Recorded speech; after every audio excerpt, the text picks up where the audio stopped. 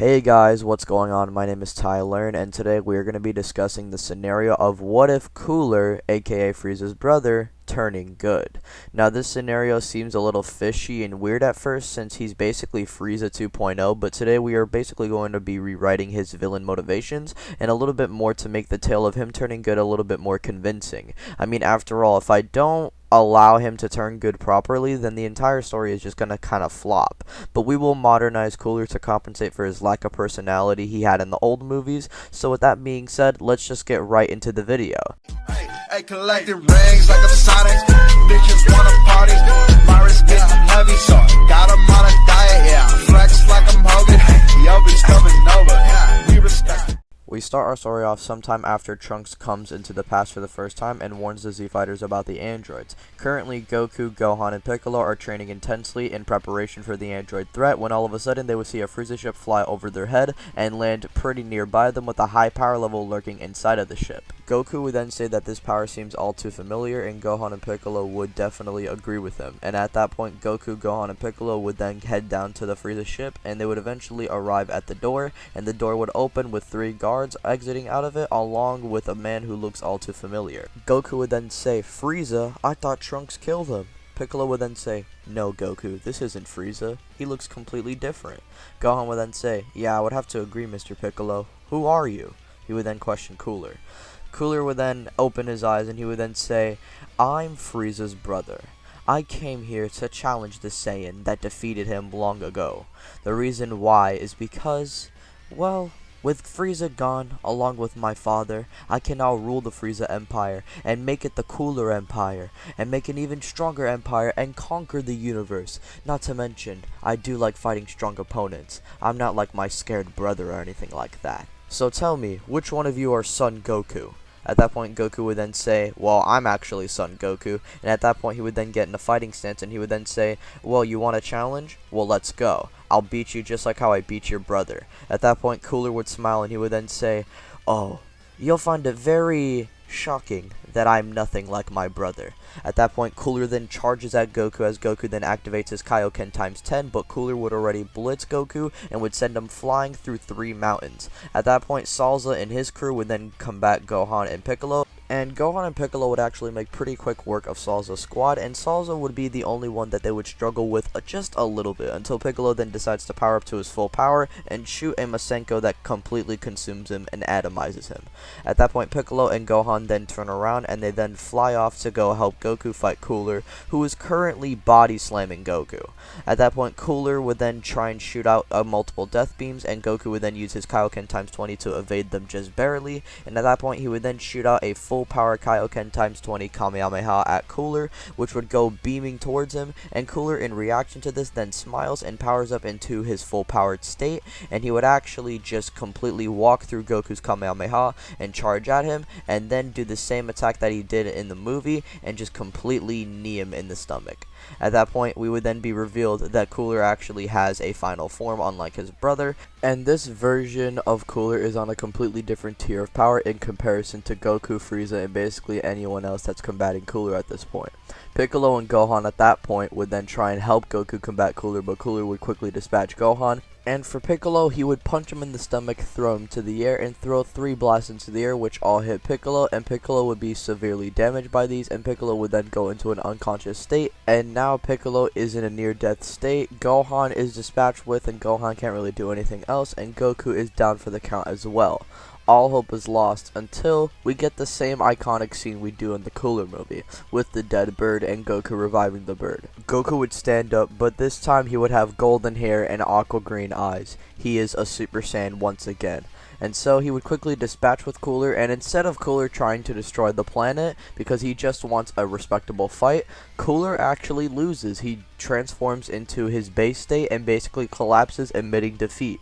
And at that point, Goku would then power up into his base form, and he would turn to Piccolo and Gohan, who are just recovering from their injuries. By the way, they're just barely recovering, especially for Piccolo, even though he can regenerate. Now, Goku would just say to them that Cooler isn't really that bad, or isn't as bad as Frieza, and maybe, he could maybe be an ally and be a little bit more redeemable, unlike his brother.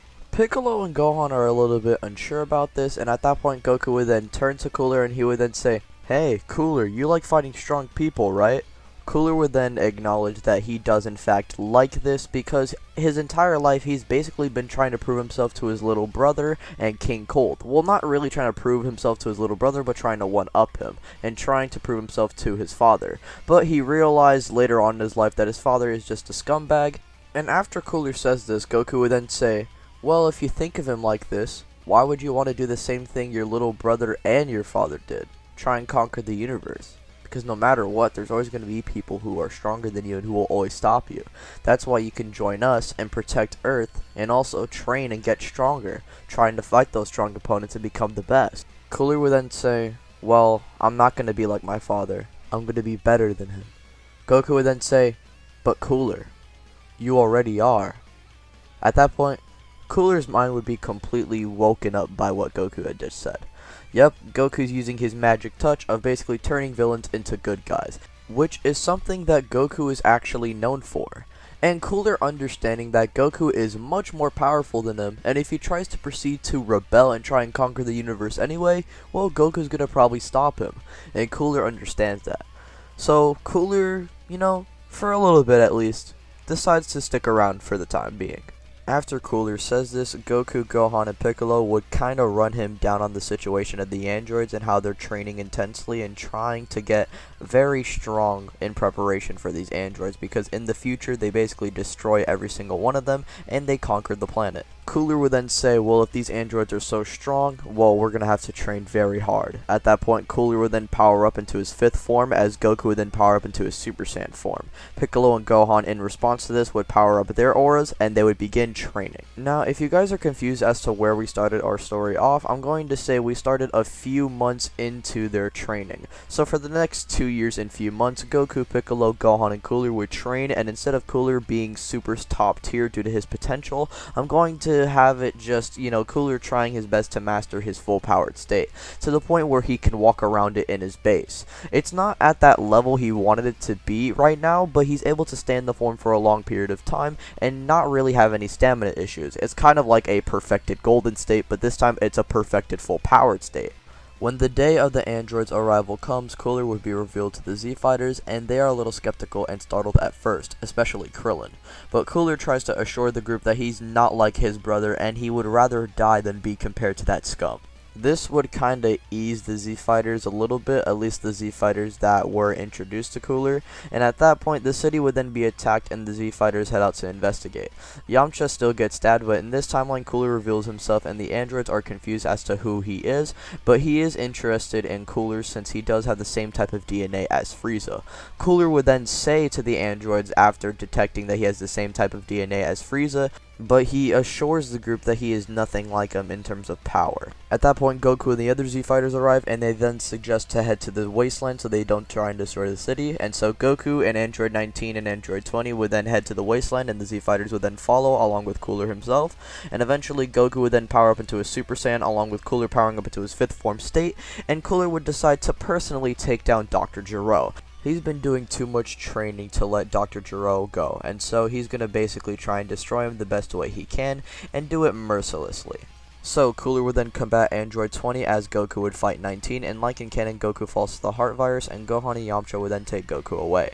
Vegeta would then arrive, and he would see Frieza's brother at first, and he would be a little shocked seeing Cooler, but he'll have to ask questions later as he is too busy trying to deal with Android 19, and he would finish off Android 19 like in canon with a big bang attack. Now, as for Android 20 versus Cooler, Cooler is just completely dominating Dr. Gero. And it would get to the point where Cooler not only rips off one of his hands similar to that of Piccolo, but he rips off the other hand. And at that point, Cooler would then fire off a mini supernova that consumes Android 20 as a whole, and so Android 20 would then be reduced to dust. Now, with that being said, the two androids are then defeated, and the Z-Fighters seemingly have saved the day. And the Z-Fighters for a little bit just kind of decide to wait for Trunks, and as they do that, Trunks swiftly arrives onto the scene and is then told by the Z-Fighters that the androids are dealt with. And as Trunks tries to respond, he would then finally notice Cooler, and Trunks at first draws his sword and powers up into Super Saiyan trying to charge at Cooler, but Cooler would just catch his sword at first and push him away. At that point, Piccolo would then intercept Trunks and tell him that Cooler is only Frieza's brother and he is an ally for right now. Trunks at that point would then try and apologize, but Cooler kinda seeing this as a little bit of disrespect, Cooler just kind of ignores him and thinks of him as an inferior, because what's worse of this is that Trunks tried to attack Cooler even though he was weaker. Cooler just thinks of Trunks as someone who needs to learn his place in life. Now, while that's all going down, we cut to Dr. Jiro's lab where a green bug man had actually stepped in and destroyed the Android 16 pod and actually took Android 17 and 18's pod. As we know, obviously this is Imperfect Cell, and in this timeline he's actually going to not be Imperfect Cell or Semi-Perfect Cell. He's immediately introduced as Perfect Cell. Cell would then fly to where all the power levels are at, and he would then tell the Z Fighters about who he is and about his backstory. Piccolo and everyone would just kind of look to Trunks, since Trunks didn't really give them a description of the androids. And at that point, Trunks would actually tell them that yeah, he indeed forgot, and he apologizes for that.